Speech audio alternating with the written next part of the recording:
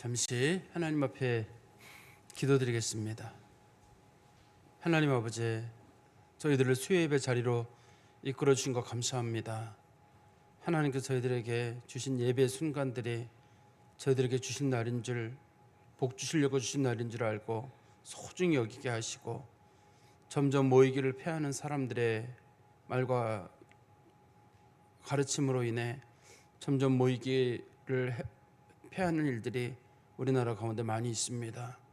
저희는 항상 하나님 앞에 모이기를 힘쓰는 자들이 되게 하시고, 모일 때마다 기도하고, 모일 때마다 찬송하며, 모일 때마다 하나님 말씀을 즐겨 듣는 귀한 성도들이 되게 하여 주시옵소서.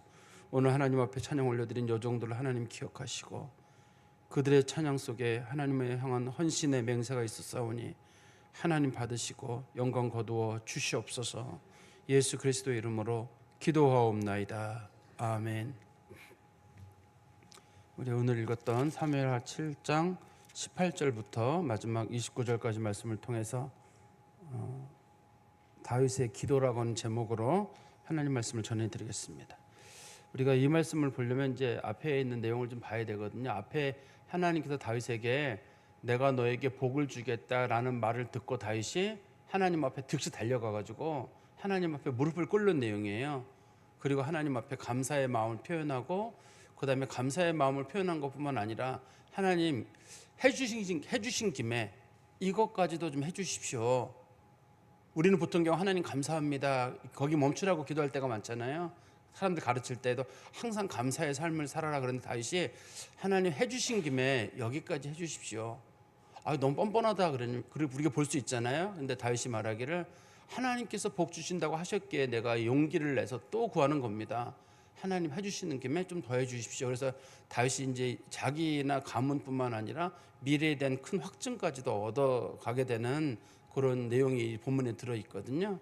앞부분에 보시면 이렇게 되어 있습니다. 다윗이 백향목으로 만든 왕궁에 살고 있었는데, 하루는 밤에 이렇게 생각해 보니까 자기는 너무 좋은 집에 살고 하나님의 법궤는 휘장 가운데 커튼 뒤에만 그냥 놓여 있는 거예요. 덩그러니 그게 마음이 좋지 않아 가지고 하나님을 위해서 내가 성전을 지어야 되겠다 그런 마음을 먹고 있었는데, 하나님께서 나단을 통해서 말씀하시기를 나 다윗의 말에 감동을 받았다. 그동안 사사나 사무엘이나 누구라도 그런 생각을 한 사람이 한 번도 없었는데 다윗이 그렇게 하는 걸 보고 나는 감동을 받았다. 이게 무슨 말이냐면요, 다윗이 성전을 짓겠다는 말은 상상할 수 없는 일이에요. 원래 이스라엘 사람들은 성막을 가지고 움직이는 거잖아요. 근데 그게 원칙인데, 이게 성전을 짓겠다는 말은 성전이 고정된 형태여야 되잖아요. 그러면 이제는 하나님이 거기 계속 머무르셔야 되고 그 나라를 튼튼한 나라로 세워주셔야 된다는 약속도 들어있는 겁니다. 그동안 이스라엘 백성들은 어디든지 움직일 수 있었고 법궤를 빼앗기기도 하고 그런 일이 있었잖아요.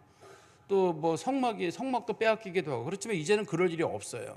하나님 앞에 견고한 어떤 예배를 드리겠다는 약속이기도 하고, 하나님 이 나라 이 땅을 지켜달라는 다윗의 간구가 그 안에 들어있는 겁니다. 이게 단순하게 건물만 짓겠다는 뜻이 아닙니다. 그래서 하나님께 다윗에게 복을 주신다고 하셨는데, 첫 번째는 하나님께 다윗을 내가 너를 낮은 곳에서 세워서 머리가 되게 하겠다, 그렇게 머리가 되는 축복을 해주셨고, 두 번째는 항상 동행하고 너를 위대하게 해주겠다.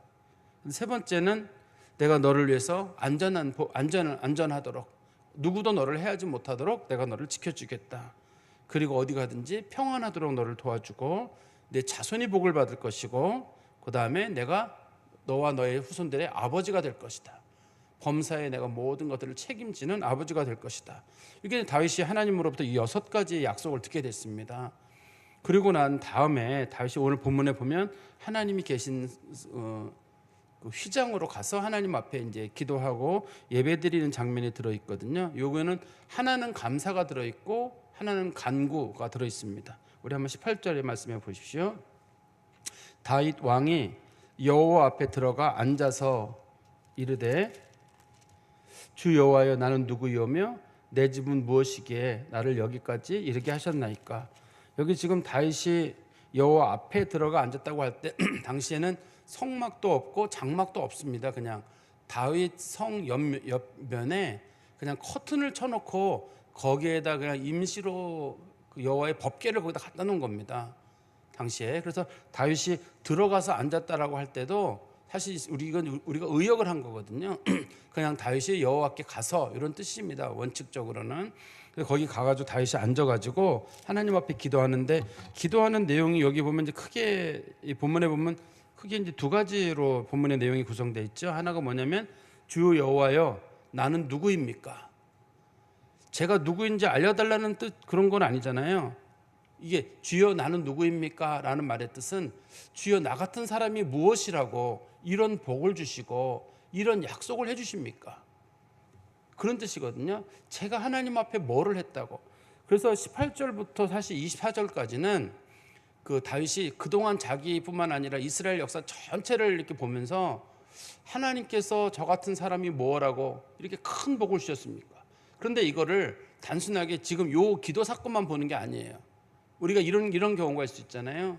만약 어떤 사람이 예수를 믿게 됐는데 그냥 단순하게 나는 어느 동네에서 예수를 믿게 된 게 아니라 우리 조상들이 삶이 어려워서 어느 동네로 이사를 갔는데 마침 그 동네에 가니까 교회가 있었고 거기 훌륭한 성도들이 있어서 그분들의 도움을 받아서 내가 신앙생활을 하게 됐고, 그래서 거기까지 우리를 인도하신 하나님께서 나를 믿음을 접하게 해주셨다, 이렇게 보는 사람이 있고, 어떤 사람은 난 그냥 예수 믿었어 이렇게 보는 사람이 있을 수 있잖아요.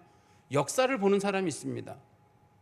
우리 부모가 정말 가난했는데 가난해서 먹을 게 없어가지고 어떻게 하다가 어느 동네 갔는데 마침 그 동네에 교회가 있어서 내가 하나님을 접하게 됐다, 이렇게 이제 역사를 보는 사람이 있고, 나는 그냥 어느 날 몇 년 전에 그냥 예수 믿게 됐어 이렇게 보는 사람이 있는데, 이 다윗 같은 경우는 역사를 보는 거예요. 전체를 이제 단순하게 이렇게 요 사건뿐만 아니라 출애굽 과정까지도 전부를 자기가 이제 보거든요. 이스라엘 백성 출애굽하는 과정에서 하나님 역사하신 것까지 보면서 하는데, 첫 번째는 어떻든 간에 말하는 게 저 같은 사람이 뭐라고, 이렇게 일명 그 일개의 목자에 불과한 사람인데 저 같은 사람을 불러서 하나님께서 왕으로 세우시는 일이 참 놀랍습니다. 두 번째는 내 집이 무엇이기에 나를 여기까지 이렇게 하셨나이까. 여기서 집은 집안이거든요. 자신의 집안이 그 목축을 하는 아주 낮은 집안이에요. 그리고 그 아버지 이세로부터 시작해서 그 가족들이 누구 하나 뛰어난 사람이 없는데 우리 집안도 참 초라한 집안인데 하나님께서 우리 집안을 어떻게 이렇게까지 세울 수 있고 이 집안을 통해서 하나님께서 큰 왕국을 세운다고 말씀하시니 그것도 참 하나님 앞에 놀라운 일입니다. 제일 먼저 이렇게 고백을 합니다.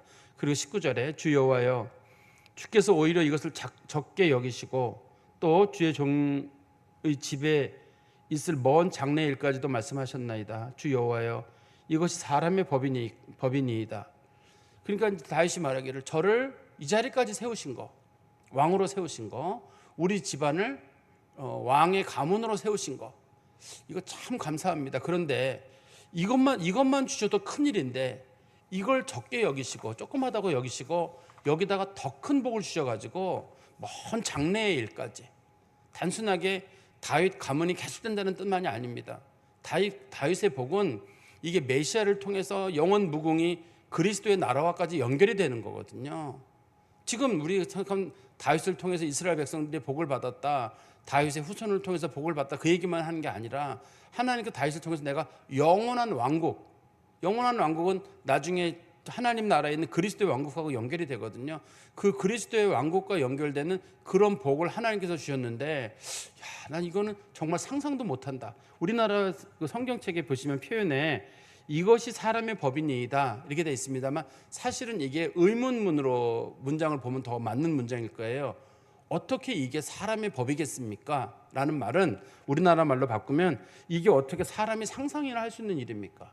나는 이런 일은 들어본 적도 없습니다. 세상 사는 동안에 이런 얘기는 들어본 적도 없습니다. 그렇죠? 어떤 사람을 불러다가 왕을 세우는 경우도 있어요. 아주 어려운 사람들의 집안을 데려다 왕족을 만드는 경우 있거든요. 그렇지만 그 집안을 영원히 연결해가지고 하나님의 역사에 연결을 시켜가지고 그를 통해서 하나님의 아들 메시아가 태어나게 하신다든지, 그 다음에 그게 구원 역사에 연결시킨다든지, 이런 일은 있을 수가 없잖아요. 그러니까 다윗이 하나님께서 하신 말씀의 뜻을 잘 아는 거예요. 잘 알아가지고 하나님 앞에 진심으로 감사의 마음을 표현하거든요. 그래서 믿음이라고 하는 거는요, 사람의 감사라고 하는 거는 감사라고 하는 거는 그 사람의 믿음과 관련이 있어요. 믿음이 있는 사람은 그게 감사가 보여요. 그리고 어떤 것 똑같은 상황도 감사로 받아요. 그런데 믿음이 없는 사람은 그걸 감사로 받기가 어려워요. 지금 다윗이 그동안 자기가 살아오는 동안에 어려운 날이 참 많았거든요. 이거를 이제 원망하려고 하는 사람들은 진짜 자기 고생 많이 했다. 내가 지난 10여 년 동안에 사울 왕에 쫓겨가지고 죽을 고비를 엄청 많이 넘겼다. 그래가지고 이제 사람들 만나는 사람마다 그때 내가 사울 피해가지고 저기 아둘람 굴에 갔을 때, 엔게디에 갔을 때, 어디 갔을 때, 와, 내가 시글락에서 돌에 맞아 죽을 뻔했을 때, 뭐 그래서 자기 힘들었던 얘기만 다 하는 사람이 있고, 자기가 하나님 앞에 감사할 얘기들을 쭉 꺼내는 사람이 있어. 이것도 감사하고 저것도 감사하고, 내가 죽을 뻔했는데 하나님 살리신 거 감사하고, 여기까지 온 것도 감사하고, 또 적당할 때 내가 가게 된 것도 하나님 앞에 감사하고. 그냥 범사에 왜 이 감사를 하는 사람들은 왜 이걸 믿음으로 하는 거냐면, 하나님께서는 선한 일을 하시고 하나님께서는 모든 것이 합력하여 선을 이루신다는 걸 믿기 때문에, 그래 하나님이 하신 일에 실수가 없는데 이렇게 아픔을 주시는 것도 하나님의 뜻이겠지, 또 거두시는 것도 하나님의 뜻이겠지 하고 하나님 앞에 범사에 감사를 할 줄 알아요. 이건 믿음이 있는 사람이 하는 거예요. 그 상황이 돼서 감사라는 게 아닙니다. 감사란 믿음하고 연결이 돼 있어요, 그리스도인들은. 그래서 누가 봐도 저게 무슨 감사할 상황이야 싶은데도 당신 몰라서 그래, 하나님 감사한 거야. 우리가 그 욥이 몸에 병에 걸리고 난 다음에 욥의 아내가 욥에게 얘기를 하거든요. 당신 하나님 믿는다고 하는데 어떻게 이렇게 몸에 이렇게까지 병이 날 수 있느냐라고 하니까 욥이 말하기를, 이 사람아, 사람이 사는 일에 좋은 일이고 나쁜 일도 있는데 지금까지 좋은 일이 있었으면 나쁜 일도 한두 번 있어야 되지 않는가? 어떻게 좋은 일만 있냐? 사실 사람이 좋은 일만 있으면 하나님 앞에 교만한 마음을 갖게 되는 일이 있거든요. 하나님은 지금 이스라엘 백성들을 크게 두 그룹으로 세워요. 하나는 이제 아브라함이라는 인물을 통해서 믿음의 가문을 세워가시는 게 하나가 있고, 그다음에 그 안에 다윗이 들어있는데 다윗을 통해서 메시아의 가문이라고 하는 이 믿음의 가문하고는 또 다르게 메시아의 가문이라는 큰 역사를 다윗을 통해서 이뤄가고 있거든요. 이렇게 다윗이 생각해 보니까 이게 자기 조상 아브라함을 자기가 가장 크게 봤는데 자기를 하나님께서 가장 높이 세우시는 그 모습이 너무 고마운 거예요. 근데 사실 현실적으로는 이루어진 게 아닙니다. 현실적으로는 이건 미래 얘기인 거예요. 미래 얘기지만 믿음의 사람들은 아직 일어나지 않았어도 그 약속을 믿고 하나님 앞에 미리 감사의 마음을 표현하는 거예요. 그래서 여러분들이 하나님 앞에 감사한다고 할 때 그건 믿음의 표현이에요. 하나님을 철저하게 믿고 있기 때문에 두렵지도 않고 담대함도 있고, 그 다음에 하나님 앞에 감사도 있지 않고. 우리가 두려운 마음이 있다는 얘기는 사실 뭐 조심스럽습니다만 사실 하나님을 온전히 신뢰하지 못하기 때문에 생긴 문제일 수도 있어요. 물론 사람마다 두려움의 정도가 다를 수가 있는데 하나님을 철저하게 믿는 사람들은 아이들이라도 두려워하지 않는 경우가 있고, 또 그렇지 못한 사람들은 나이가 아주 많아도 자그만 일에 두려워가지고 막 벌벌벌 떠는 사람들이 있을 수가 있고, 또 어떤 사람들은 정말 남자들인데도 벌벌 떠는 사람들이 있고 여자들인데도 담대한 경우가 있어요. 제가 요즘은 잘 못 봤는데 과거에 저기 내셔널 지오그래피에서 나온 것 중에 그저 뭐 남자랑 여자랑 어디 저기 오지에 가가지고 한 뭐 며칠 1-2주 동안인가 그렇게 살아남는 프로그램이 있어요. 내셔널 지오그래피에 보면. 요즘은 못 봤어요. 근데 거기 보면 옷도 안 입고 뭐 가져가는 물건도 뭐 한 가지 정도나 뭐 가져갈 수 있나, 뭐 칼을 가져가든지 뭐 하나 가져갈 수 있어요. 한 가지 정도 가져갈 수 있는데, 그런데 이제 그 중에 남자들 중에 보면은 뭐 해병대 출신도 있고 뭐 특별한 레인저 부대에 속한 사람도 있고 뭐 생존 전문가도 있고 뭐 여자들 중에 운동선수도 있고 뭐 다 있어요. 근데 뜻밖의 견디는 사람들은 여자들 중에 뭐 특별한 재주도 없고 저 여자 금방 죽을 것 같다. 근데 그 사람 그 2주 동안 아무것도 안 하고 이제 굶으면서 버텨가지고 살아남은 사람이 있어요. 제가 그런 경우를 봤어요. 다른 사람들은 막 살아나려고 막 고기도 잡으러 가고 막 뭐도 하고 막 하거든요. 근데 그 사람은 진짜 아무것도 안 하더라고요. 근데 그 사람은 아무 잘 굶어요. 2주만 버티면 $1,000,000 받는 거거든요. 우리나라 돈으로 한 14억인가 뭐 그걸 받아요. 2주만 버티면. 야, 누워가지고 2주를 버티더라고요. 그 사람은 막 개미가 와서 물어도 안 움직이고 그냥 계속 이렇게 있는 사람이 있더라고요. 그때 제가 하나 생각이 들었어요. 그 사람이 아주 운동을 잘하는 사람이든 뭐 생존 전략 전문가든 정말 어려운 상황에 놓이면 못 이기는 사람이 있고 못 이길 것 같은 사람들이 이겨내더라고요. 뜻밖의 그 강인함의 정도는 강인함의 정도는 그 사람이 어떤 직업이냐 외모가 어떠냐의 문제가 아니더라고요. 어떻게 살아왔냐가 아니라 지금 있는 상황을 어떻게 받아들이냐가 관련이 되더라고요. 다윗과 같은 사람들을 우리가 위대하다고 보는 이유는 다윗은 다른 사람들과 다르게 믿음의 눈으로 현실을 보는 그러한 모습이 있었기 때문에 그렇습니다. 그리고 우리 20절 말씀 보십시오. 주 여호와여 주의 종을 아시오니 다윗이 다시 주께 무슨 말씀을 하오리이까. 하나님을 주 여호와라고 부르고 자기를 주의 종이라고 부르잖아요. 그러면 하나님께서 자기에게 은혜를 주셨다는 말은 종에게 준 거기 때문에 하나님 섬기라고 준 것으로 본 거예요. 자기에게 준 모든 은혜들은 이건 하나님 섬기라고. 왜냐하면 종에게 줬다는 얘기는 종은 그걸 가질 수가 없잖아요. 여러분 이런 비유 들어보셨는지 모르겠는데 어떤 집에 주인이 죽게 됐어요. 죽게 됐는데 모든 재산을 누구에게 맡겼냐면 그 집에 있는 종에게 모든 재산을 넘겼어요. 그런데 종이 그때부터 얼마나 오만방자한지 몰라요. 주인의 아들이 있는데도 본 척도 안 하고 그냥 자기 마음대로 하는 거예요. 근데 주인이 자기 아들한테는 뭐를 남겼냐면 노비 문서를 남겼어요. 노비 문서만 그 아들한테 남겼어요. 그런 그 종이 가지고 있는 모든 것들은 다 주인 거잖아요. 하나님께서 다윗에게 모든 것을 주셨어요. 그렇지만 노비 문서는 하나님이 가지고 계신 거예요. 그러면 다윗이 이제 평생을 두고 하나님을 섬겨야 되는 거예요. 그래서 다윗은 하나님께서 내게 주신 것은 하나님께서 섬기라고 주신 것이다. 주께서 내게 주신 것을 내가 주께 드린다. 이 역대상인가 가면은 다윗이 그렇게 고백을 하거든요. 주께서 내게 주신 것을 주께 드리라고 내게 주신 것이다. 이렇게 이제 고백을 하는 장면이 나오거든요. 여러분들을 어떻게 보세요? 누구라고 보세요? 나는 주님의 종이다. 그러니까 주님을 섬기라고 나는 부름을 받은 사람들이다. 아니다. 나는 내가 자유롭게 내 인생을 살아가라고 하나님이 나를 부르셨다. 아니면 나는 하나님을 부리라고, 하나님을 맘 놓고 내 맘대로 부리라고 나는 부름받은 사람들이다. 그래서 내가 하나님한테 이거 해라 저거 해라라고 하고 내가 하나님 만나고 싶을 때는 만나고 만나기 싫을 때는 안 만나고 그렇게 한다. 여러분들의 정체성은 어디인가요? 자기가 자기 정체성을 보면 되거든요. 난 하나님의 종이다. 목회자들과 같은 그런 개념으로 말고요. 나는 하나님의 종이기 때문에 하나님이 시키는 건 내가 뭐든지 하겠다. 이런 마음이 있는 사람이 있고, 아니다. 나는 내 인생을 내가 자유롭게 인생을 살아가겠다. 간혹 내가 하나님을 도울 수는 있고 하나님이 하라는 일을 할 수는 있지만 기본적인 나의 인생의 어떤 기조는 내가 하고 싶은 대로 자유롭게 결정을 한다고 생각한다.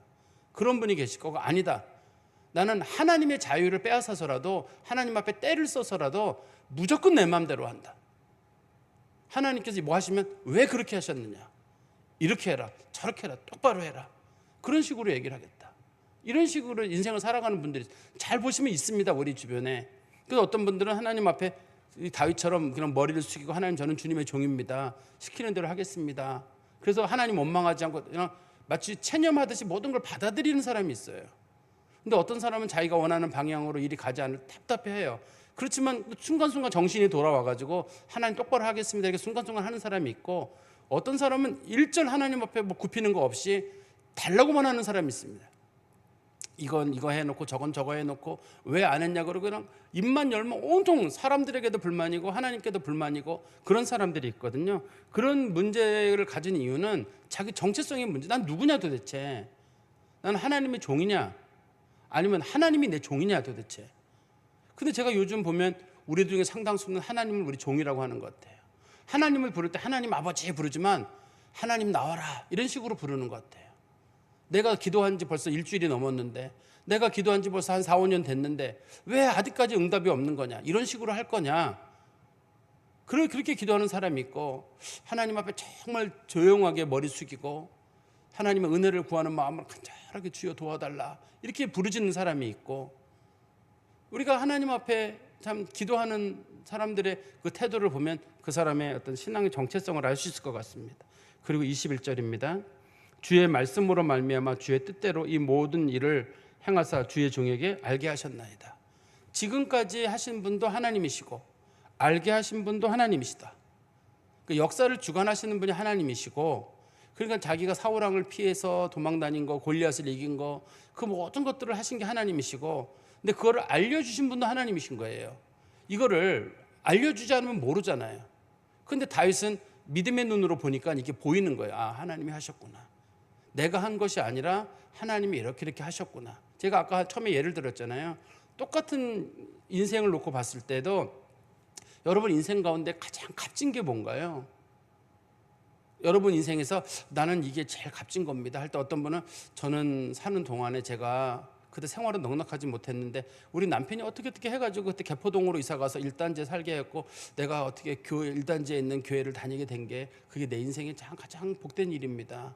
집안에는 어려움이 있고 참 슬픔이 있었지만 그게 내가 지나고 나보니 그게 내가 그 조그만 아파트 10몇 평짜리 아파트에서 아이들하고 살았지만 나는 그때 내가 거기 들어가서 그 동네에서 교회를 다니는 게 제일 값진 일입니다. 그런 일일 수 있고 어떤 분들은 내가 위례에 와가지고 어떻게 할지 몰랐는데 위례에 교회가 하나 있었는데 그 교회에 내가 갔는데 그 교회에서 내가 머물러서 집사가 되고 권사가 되고 그 교회에서 우리 식구들이 신앙생활한 게 감사하다. 그전엔 내가 그냥 교회 소위 세상 말로 내가 나이롱 신자였는데 이 교회에 와서 내가 집사가 되고 장로가 되고 권사가 되는 일이 있었다. 하나님 앞에 그거를 감사한다.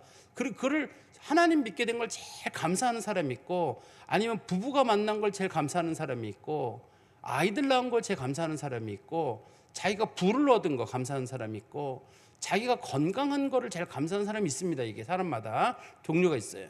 여러분들은 어떤 거세요? 예수님 만난 게 가장 감사한 사람들은 신앙의 눈이 좀 있는 사람인 거고 그 다음에 이 가족들을 얘기하는 사람들은 가족이 제일 소중한 사람들이에요. 가족 소중한 것도 중요한 일이죠. 중요한 일입니다. 그 다음에 자기 건강도 굉장히 소중한 일이에요. 지금까지 하나님 지켜주신 거 감사합니다. 그러니까 그 어떤 일에 있어서 하나님께서 하신 일에 대한 감사도 있고 그것을 알게 하신 거 우리로 하여금 믿음의 눈으로 봐서 하나님 믿음으로 이걸 깨닫게 해주시고 하나님이 하신 것들을 믿음으로 보게 하신 거 감사합니다. 그리고 그런 건 잘 살펴보다 보면 하나님께서 기막히게 역사하신 게 있어요. 어디 살고 있었는데 어디로 이주하게 하시고 묘하게 누구 만나게 하시고 누구랑 얘기하던 중에 예수님 얘기 다 듣게 하시고 어떤 목사님 지금 봐서는 아닌 것 같은데 그때 참 그 목사님 통해서 참 그렇게 저도 유학 중이었는데 어떤 그 집에 제가 식사 초대를 받았어요. 근데 그 식사 초대를 받았는데 어떤 목사님이 그때는 선교사님이 아니셨는데 그 목사님이 그러시더라고요. 나는 이 나라에서 많은 것들을 누리고 가는데 누군가가 이 나라를 위해서 이렇게 어려운 사람들에게 헌신을 했으면 좋겠다. 그런 얘기를 하시더라고요. 식사하던 중에. 그래서 제가 그 내가 해야 되겠다. 그래서 이제 그때부터 제가 이제 흑인들이 홈리스들 뭐 결핵 환자나 이렇게 에이즈 환자들이 있는데 가서 내가 사역을 해야 되겠다 이렇게 마음을 먹었어요. 그래가지고 이제 그때부터 그 사역을 한 적이 있었거든요. 그래서 이제 세월이 많이 지난 다음에 한국에 들어와가지고 그 목사님 집에서 또 식사 초대가 있었어요. 그래가지고 이제 여러 사람이 모인 자리에 사실 제가 그때 교회를 하게 된 거는 그때 이제 목사님이 그런 얘기를 하셨기 때문이다라고 했는데 그 목사님 말이 내가 그런 말을 했을까? 난 한 번도 하나님 앞에 감사해 본 적이 없었는데 그거를 주변에 있는 분들도 신 목사님 잘못 들었을 거야. 이 사람은 그런 거로 감사하거나 미안한 사람이 아니야. 근데 저는 들었는데 그 사모님도 제가 아는데 사모님도 우리 목사님 그렇게 말할 사람이 아니래요. 그 목사님도 난 절대 아니래요. 당신 뭐 헛거 들었을 거예요. 헛거 들었다는 거예요. 근데 아무튼 저는 그 헛건지 뭔지 들어가지고 한 4년을 뭐 교회를 세우고 뭐 이렇게 한 적이 있어요. 저는 그 생각해 보기로 하나님이 하셨구나. 천사를 통해서 하나님 말씀하시고 하나님께 섬기다라고 기회를 주시고 그게 이제 나중에 우리 교회가 나미비아 선교까지 이렇게 움직이게 되는 그런 일이 되거든요. 그때 이제 제가 거기 있을 때 우리 교회 청년회 회장이 내가 목사님이 유학 갔는데 목사님 좀 도와줬으면 좋겠다. 그래 청년회 회장이 가끔씩 이렇게 놀러 오더라고요. 거기를 한 달씩. 그러더니만 또 어느 날 제가 공부 다 끝났는데 목사님 저는 어디로 갈까요? 그래서 그럼 뭐 내가 아는 나라 중에 우리나라에 선교사가 거의 없고 한국 사람이 서너 명밖에 안 사는 나미비아라는 나라가 있는데 갈래? 가겠다는 거예요. 그런데 이제 마침 나미비아 선교사님이 계셔가지고 제가 나미비아 추천했는데 나미비아 선교사님이 저한테 연락이 왔어요. 이 친구 우리 못 받아주겠다고. 왜 못 받아주냐 그랬더니만 오래전에 저랑 같이 있을 때 이 선교사님이 공을 너무 잘 쳐요. 그래가지고 상대편에서 공을 너무 잘 차가지고 이 선교사님 받아줘야 되는 선교사님이 마음에 상처를 입었대요. 공을 너무 잘 차가지고 기분 나쁘게 자기가 제일 잘 찼는데 그래가지고 못 받아준다는 그런 편지가 온 거예요. 야, 그게 말이 되나요? 그래서 김창선 선교사님이 다 준비했다가 못 가게 됐어요. 그래서 제가 사과했어요. 아, 그때 내가 안 온다는 걸 내가 오라 그래가지고 이렇게 됐다 그래가지고. 그래서 참 하나님 하시는 일이 신기하지 않아요? 지금은 이제 잘 지내시는데 하나님이 하시는 일에는 저는 하나님이 일을 하시고 알게 하시는데 우리는 하나님이 하신 일도 보지만 그 뒤에 하나님이 어떻게 일을 하셨을까 한번 돌이켜보는 거예요. 다윗이 오늘 본문에서도 그 얘기가 나오거든요. 우리 다시 한번 성경 말씀 보십시오. 22절에 그런즉 주 여호와여 주는 위대하시니 이는 우리 귀로 들은 대로 주와 같은 이가 없고 주 외에는 신이 없습니다. 하나님을 위대하다고 말한 후에 하나님 같은 분이 없고 자기는 하나님 외에는 신도 없다고 생각한다. 세상의 진짜 신은 하나님이고 하나님 외에는 다른 신은 없는데 왜 그러냐면 23절에 보십시오.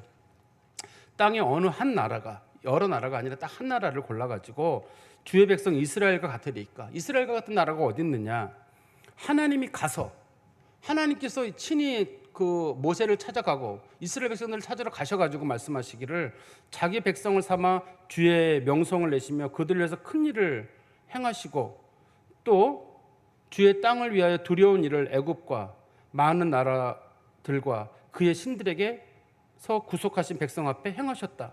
여러 가지 말로 되어 있습니다만 줄여보면 이런 거예요. 하나님께서 이스라엘 백성들을 인도하실 때 어느 날 하나님께서 모세를 부르셨어요. 모세가 하나님을 찾아간 것도 아니고 이스라엘 백성을 찾아간 것도 아니거든요. 하나님께서 모세를 찾아가가지고 너 가라 이스라엘 백성들. 저 못 갑니다. 너 가라. 전 말을 못합니다. 너희 형 아론이 말을 잘하니까 너희 형 아론이 도와줄 것이다. 그래서 이제 아론이 그 말을 하게 되고 같이 가게 되거든요. 근데 바로가 안 보내네요. 하나님께서 10가지 재앙을 내리시잖아요. 맨 마지막에는 장자가 사망하는 재앙을 내리게 되거든요. 그래서 그 재앙을 내려가지고 이스라엘 백성들 그럼 떠나라. 그래서 이스라엘 백성들이 떠났어요. 떠났는데 원래는 이스라엘 백성들이 가나안 땅에 갈 때 2주 만에 가기로 약속을 했습니다. 원래 2주 만에 가기로 약속을 했는데 가데스 바네아로 돌아 2주 만에 가기로 돼 있었거든요. 그런데 이제 이스라엘 백성들이 뭐라 그랬냐면 우리가 그냥 가지 말고 가기 전에 정탐꾼을 보내는 게 어떨까요? 그러니까 사람들이 그거 좋다. 그냥 가기보다는 정탐꾼을 보내는 게 좋다고 했는데 그러면 정탐꾼을 보내자. 정탐꾼을 며칠 동안 보냈느냐? 그러면 40일 동안 보내자. 그 정탐꾼이 40일 동안 갔다 와요.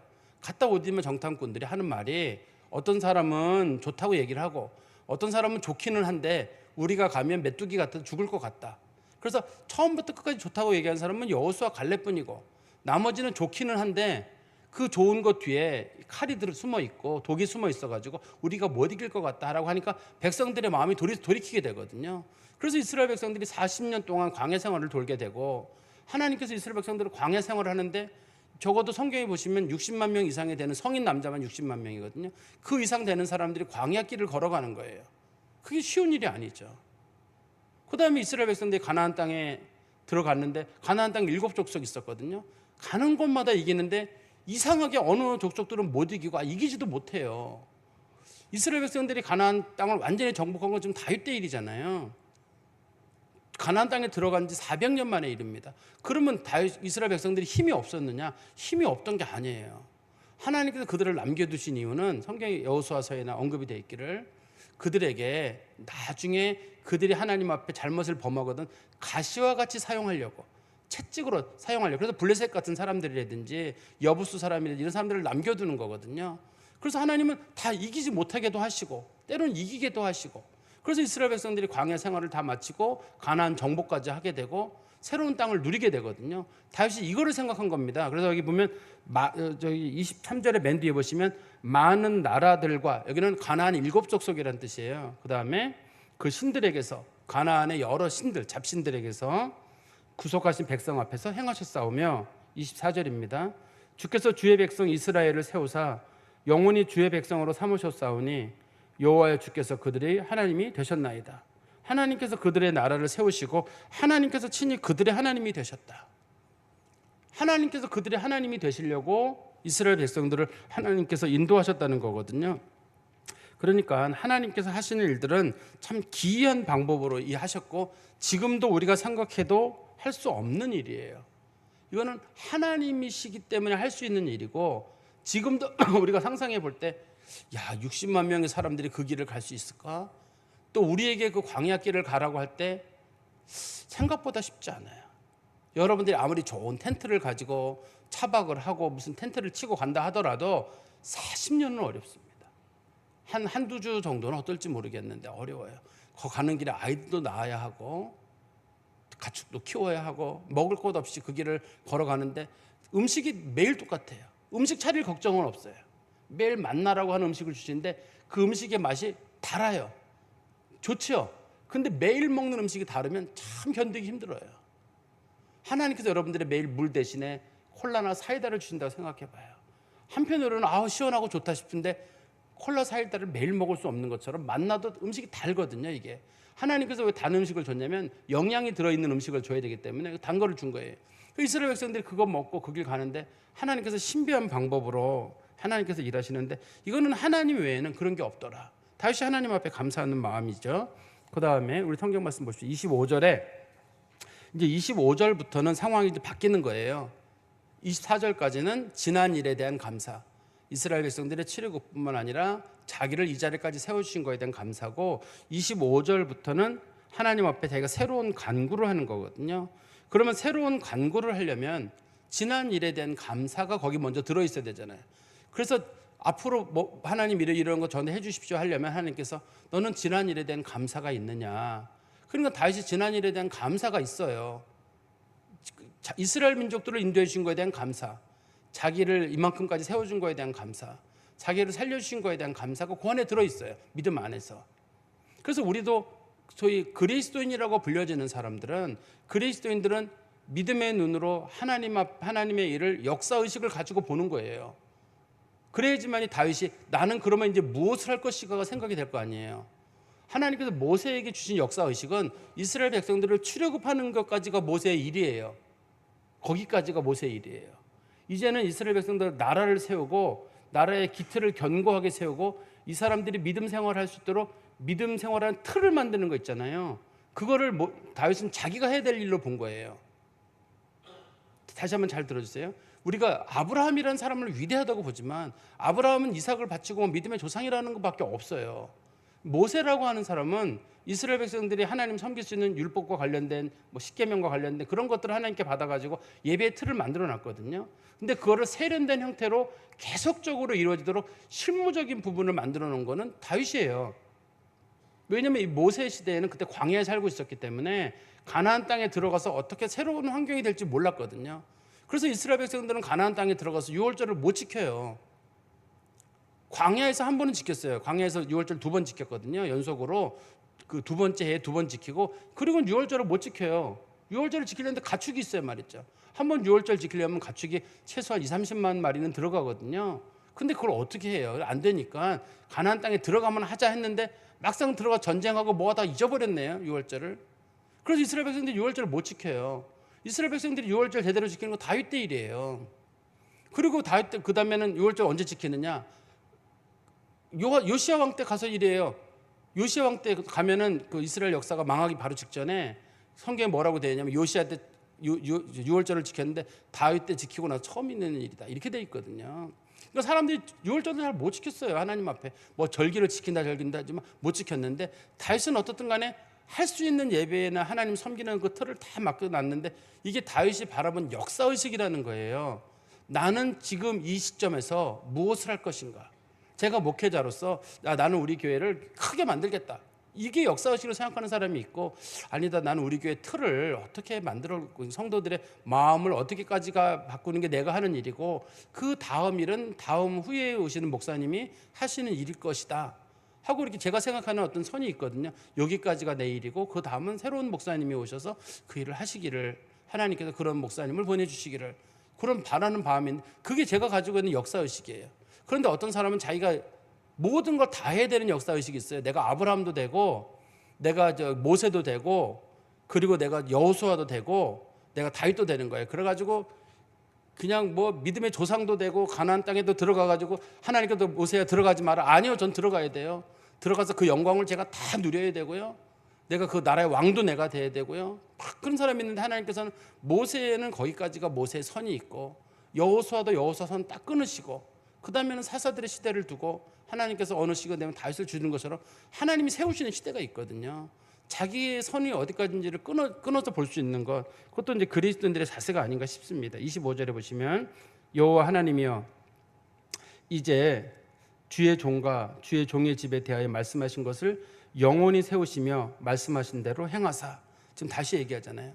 하나님께서 저에게 6가지 축복을 주신다고 말씀하셨는데, 머리가 되는 축복, 안전을 주는 축복, 자손 대대로 하나님을 섬기는 축복, 가문에 대한 축복, 이런 걸 통해서 총 6가지 축복을 주신다고 하셨는데, 하나님 꼭 지켜주십시오.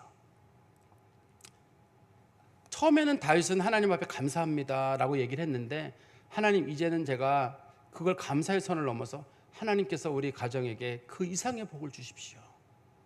꼭 지켜주셔서 저와 우리 후손들이 그 복을 대대로 누리게 해주십시오. 어떤 분들은 자기가 누리는 것에 감사하는 사람이 있고, 어떤 사람은 다음 세대가 누리는 걸 감사하는 사람이 있는데, 제가 설교 시간에 자주 말씀드리는데 성경에서 가장 좋은 왕의 표본이 다윗이고 가장 나쁜 왕의 표본이 솔로몬이에요. 가장 좋은 다윗은 자기가 쓰지 않고 아끼고 해서 다음 세대들에게 물려주는 경우예요. 다윗 왕은. 솔로몬은 다 먹고 다 써서 다음 세대를 굶기는 왕이에요. 솔로몬은 너무너무 감사하는 삶을 살아요. 지혜를 주신 것도 감사하고 뭐 주신 것도 감사하고, 단 다음 세대를 위한 준비를 하지 않아요. 솔로몬은 다 먹어버려요. 그 세대를 끝내버리거든요. 그렇지만 다윗은 내가 쓰지 않고 먹지 않고 모아가지고 다음 세대를 물려주는 스타일이에요. 어떤 게 좋은 건가요? 우리는 대부분 솔로몬과 같은 지혜를 달라고 하는데, 솔로몬과 같은 지혜가 특별한 지혜이긴 합니다만, 솔로몬은 다 누리고 난 다음에 인생은 헛되고 모든 것이 헛되다, 그 말만 했지 그 다음 솔로몬 이후의 세대들은 다 망하게 되는 거예요. 그래서 우리가 요즘 왜 국가가 부채가 늘어날 때 사람들이 역사적 그런 단계를 아는 사람들은 저거 저러면 안 되는데, 이스라엘이 솔로몬이 과거에 그렇게 미리 쓸 돈까지 다 챙겨가지고 부채를 만들어가지고 나라가 너무너무 부유하고 길바닥에 금이 막 깔릴 정도로 솔로몬 때 부유했거든요. 도로 포장을 금으로 한다고 할 정도까지 부유했는데, 그 다음 세대들이 대대로 가난해지거든요. 대대로 가난해지게 되는데 그게 무슨 의미가 있냐는 거예요. 그래서 아무튼 다윗이라고 하는 사람은 하나님께 하나님 지금까지 제게 준 거 감사하지만 우리 후손들에게는 그 이상의 것을 주십시오. 하나님 이 복을 대대로 주십시오라고 말씀하고, 26절에 사람이 영원히 주의 이름을 크게 높여 이르기를 만군의 여호와는 이스라엘의 하나님이라 하게 하옵시며 주의 종 다윗의 집이 주 앞에 견고하게 하옵소서. 여기 보면 이제 2가지 기도 제목을 내놨죠. 하나는 첫 번째 뭐냐면 만군의 여호와는 이스라엘의 하나님, 하나님이 이스라엘의 하나님이라는 소리를 사람들이 듣게 해달라. 하나님도 좋고 이스라엘 백성들도 좋죠. 저 하나님은 이스라엘의 하나님이야. 이스라엘을 특별히 도와. 그러니까 다윗이 하나님 이스라엘을 특별히 도와달라고 기도를 하는 거잖아요. 두 번째는 자기 집안과 관련돼 가지고 주의 종 다윗의 집을 견고하게 해달라. 내가 주님을 섬기는 종이란 말을 쓰는 이유는 내가 주님을 섬기는 일을 할 테니까 하나님 견고하게 해달라. 그런데 만약에 하나님 그냥 견고하게만 해주십시오라고 하면, 견고하게 해주면 그 사람이 하나님 떠나요. 예를 들어서 어떤 사람이 기도하기를 하나님 우리 아이가 좋은 성적을 거두시게 해서 좋은 대학에 가게 해주십시오. 우리 아이가 부유한 아이가 되게 해주시고 우리 아이가 건강한 아이가 되게 해주십시오. 그러면 그 사람은 하나님 떠나요. 사람이 하나님 없이 견고하면 떠나요. 하나님 없이 똑똑하고 하나님 없이 풍요롭고 하나님 없이 건강하면 떠나죠. 우리 아이가 하나님 앞에 그리스도 안에서 견고하게 해달라고 우리가 기도를 해야 되는데, 다윗은 그렇게 기도하고 있거든요. 그러니까 하나님 보시기에 다윗의 기도가 마음에 드는 이유는, 하나님께서 다윗의 하나님이라고 부를 받으려면 앞으로 하나님이 이스라엘 책임을 져야 되는 거거든요. 지금도 우리는 이스라엘 백성들을 부를 때 그들은 하나님이 사랑하시는 백성들이야 이렇게 바라보잖아요. 우리가 성경을 통해서 우리가 최근에 이제 여러 가지 일들이 있잖아요. 이거는 이제 사람들마다 생각이 다릅니다만 저는 이제 성경적인 내용만 말씀드릴게요. 이스라엘 백성들이 가나안 땅에 지금 팔레스타인 들어가 살고 있잖아요.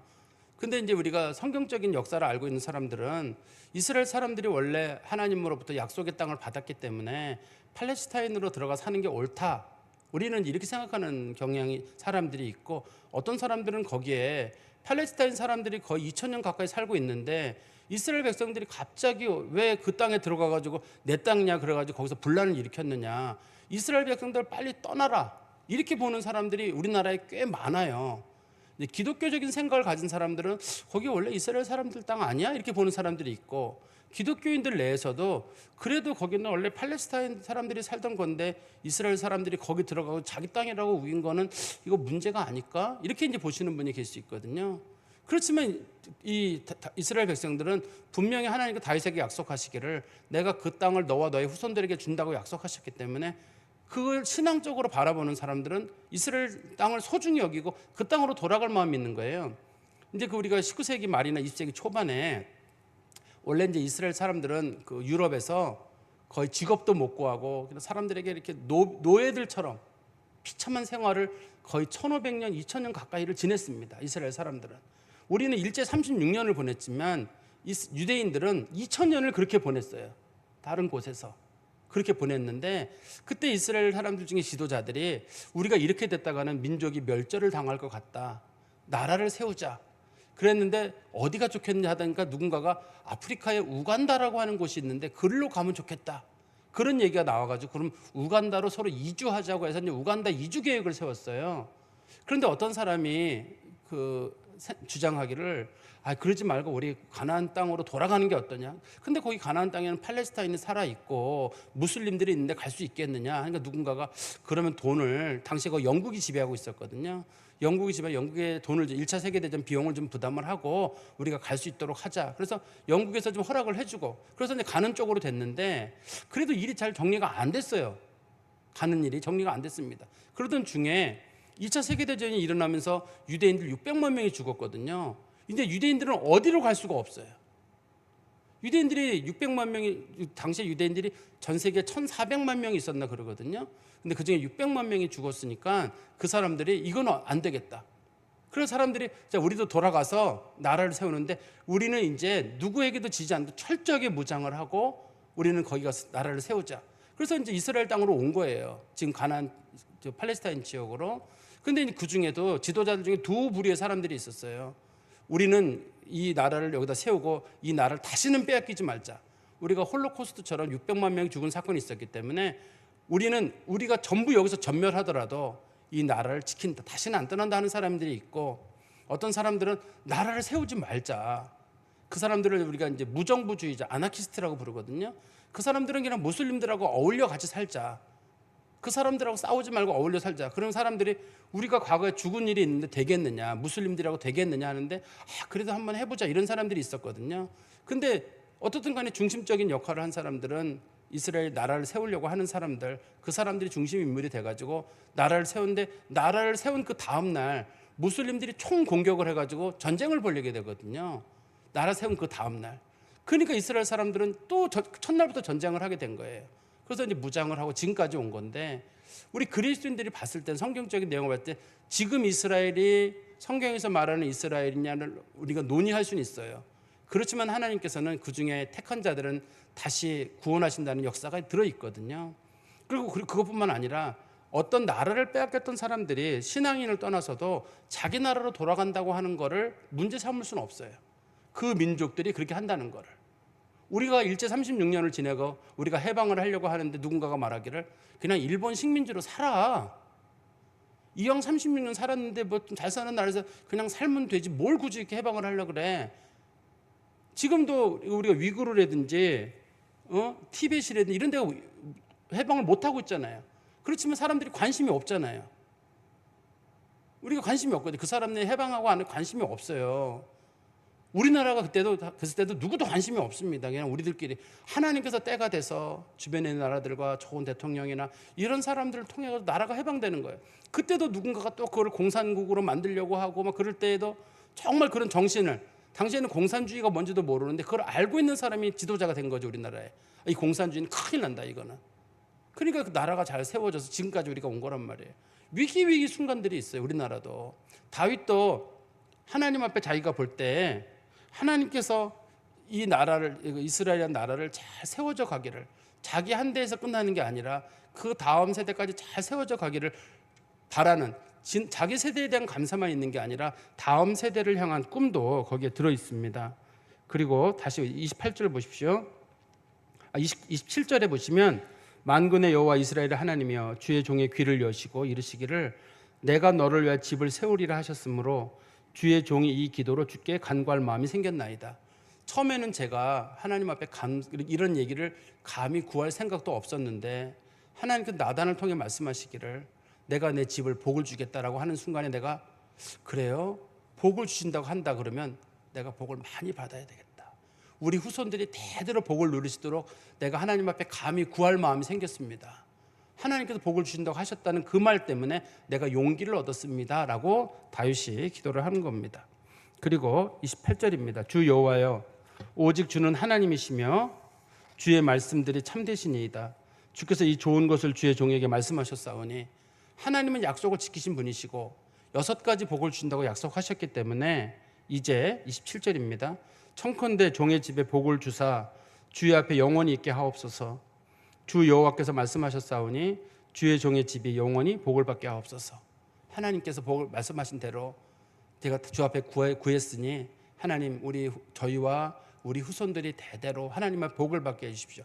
여기서 다윗의 후손이란 유대인들만 뜻하는 게 아닙니다. 믿음의 후손들을 포함한 우리들을 포함하는 거예요. 왜냐하면 여기서는 다윗의 후손을 통해서 그리스도가 나오기 때문에 이제는 하나님이 이걸 통해서 구원 역사를 이루어가는 거거든요. 그래서 다윗과 다윗의 후손들에게 내리는 복은 우리에게까지 내려와 가지고 이게 유대인들의 역사를 기록하고 있는 게 아닙니다. 이 부분은 다윗이 위대한 인물이 되는 거는 다윗을 통해서 구원 사역의 중심 인물이 다윗이 되는 거기 때문에 이 다윗의 기도가 우리에게까지 이루어져서 하나님께 택한 백성들에게 영원히 신실하심을 보이신다는 하나님의 약속을 다윗이 다시 한번 확인하는 그런 시간이라고 보시면 될 것 같아요. 제가 말씀을 정리하겠습니다. 하나님께서 세상을 움직이시는데 세상은 하나님이 원하시는 방향으로 하나님이 움직이시고 우리로 하여금 믿음의 눈으로 그걸 보게 하세요. 그래서 믿음의 눈으로 보게 하는 사람들은 하나님의 역사가 보여요. 믿음의 눈으로 잘 볼 필요가 있어요. 똑같은 지금 방송에 나오거나 현실에 일어나는 많은 문제들도 성도들은 성경의 눈으로 믿음의 눈으로 하나님이 어떻게 하시는가를 보는 게 필요합니다. 기도하는 가운데 세상 사람들이 말하는 쪽으로 보면 안 돼요. 믿음의 눈으로 보는 사람들은 거기에 감사가 있다고 제가 말씀드렸고 하나님의 손길을 느낄 수가 있습니다. 그 다음에 두 번째는 지난 일들도 우리들의 인생에 지난 일들 있잖아요. 지난 일들에는 좋은 일도 있고 나쁜 일도 있어요. 갑자기 배우자가 돌아가신 분도 계시고 갑자기 가난해진 분도 계시고 갑자기 몸이 아픈 사람들도 있었어요. 지난 일에 참 자녀들이 먼저 간다든지 참 끔찍한 일들이 우리 인생 가운데 다 있었을 겁니다. 한번 잘 돌아보는 거예요. 신앙적으로 다 돌아보면 그 속에 하나님의 뜻이 보여요. 어느 날 하나님의 뜻이 보여요. 그거를 볼 수 있는 것도 성도들의 신앙의 눈입니다. 그리고 세 번째는 우리는 과거도 보고 현실도 봤다 그러면 이제는 미래를 하나님께 맡기는 거예요. 하나님께 지금까지 돌봐주셨는데 미래는 우리가 아직 아무것도 모르잖아요. 그렇지만 지난 일들을 다 돌이켜보는데 그때는 정말 내가 못 이길 것 같은 날들이었는데 어떻게 하나님의 은혜로 여기까지 이겨왔고 하나님이 신비한 방법으로 우리를 도와서 여기까지 왔는데 하나님 끝까지 도우신다. 그런 마음을 가지고 하나님 전부를 맡깁니다 하고 우리가 인생을 살아가는 거예요. 그래서 앞으로 안 될 일인데 뭐 어떻게 하라 그게 아니라 과거를 보고 현실을 보고 미래를 보는 거예요. 신앙의 눈으로. 저는 우리 성도님들에게 그런 해안이 있기를 간절히 소망합니다. 기도하겠습니다. 하나님 아버지, 주님 은혜 감사합니다. 다윗이 하나님의 복을 받자마자 곧바로 하나님께 찾아가서 감사의 기도를 드리고 하나님 앞에 더 신령한 은혜가 자손 대대로 임하기를, 그리고 믿음의 후손들에게까지 그 은혜가 임하기를 하나님께 기도하는 모습을 보며 확실히 하나님 마음에 합한 사람은 어떤 사람인가 하는 생각을 해봅니다.